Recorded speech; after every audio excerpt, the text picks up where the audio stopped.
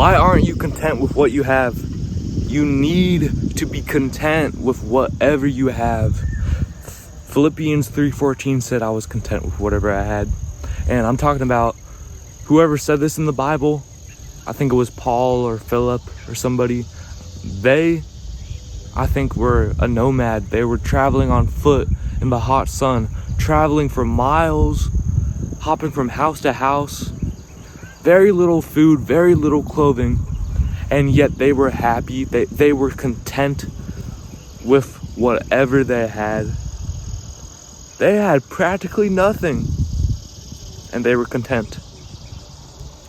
So let me give you an analogy. So let's say you're driving your mom's minivan all around town every day. You drive to school, you drive to work. Now let's say the next day a lot of flies. Let's say the next day you're driving a semi-truck and you're driving it all around town to school, to work. Now, which one probably has more expensive gas?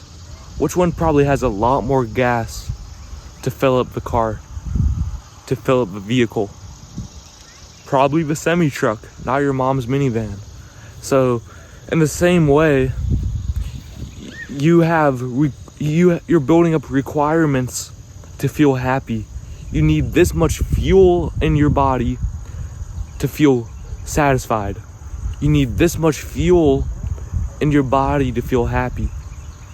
And that semi-truck is like, you're eating a ton of food and you need all that food to feel happy. You need a brownie before bed to feel satisfied. You need this to feel satisfied.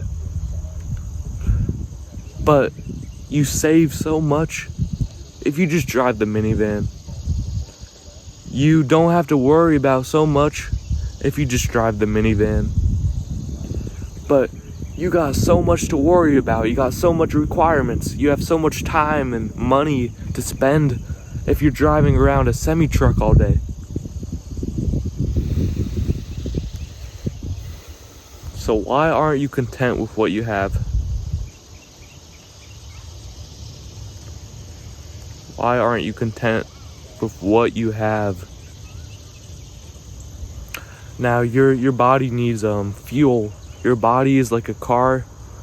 It has an engine. You need to keep that engine running smoothly, properly, so you feel energized, you feel happy. You don't get mad at people so often. You don't get so sick so often. But we are all trying to reach a minimum requirement to feel energized with food. But you're trying to reach the maximum. You keep putting up that quota so that you need more and more food to feel full, more and more food to feel happy. And I get it if you're bulking. I mean, that makes sense, but I'm talking about long term. You need more and more clothes to feel happy. You need more and more friends to feel happy. You need to do all these things to feel happy. You need to make more vows, help out more people to feel happy.